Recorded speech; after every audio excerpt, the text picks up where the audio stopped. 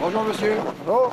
On fait des vérifications. De la neige, beaucoup de neige et une tempête. Au Québec, gare aux motoneigistes qui roulent encore trop vite. Il y a 98% des gens qui sont tous corrects, mais il y a 2% de récalcitrants à l'intérieur de ça.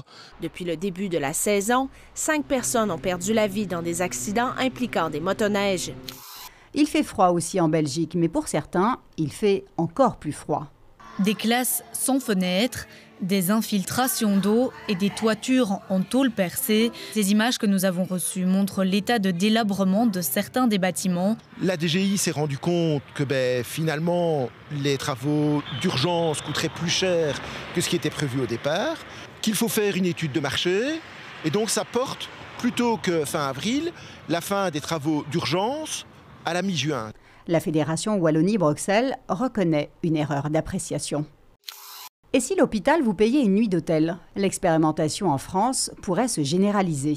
Ce patient qui vit à plus de 60 km de l'hôpital a subi une opération de l'œil gauche.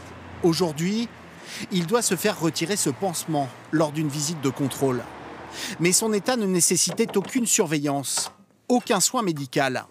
Alors le médecin lui a proposé une nuit dans ce 3 étoiles, lit double. On m'a bien servi pour le repas. Et room service. Nous, on a aussi, à la demande de l'hôpital, créé des menus spéciaux, sans fibres, sans sel. C'est intéressant pour nous, ça fait marcher tous les services de l'hôtel, l'hébergement, la restauration.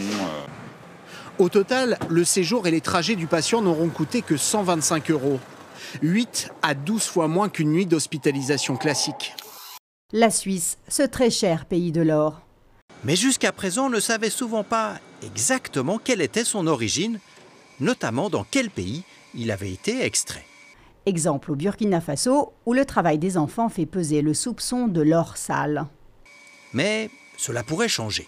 Dans cette lettre du 10 janvier, l'administration fédérale des douanes accepte de transmettre des données sur l'origine des importations d'or des 4 principales entreprises de raffinage en Suisse.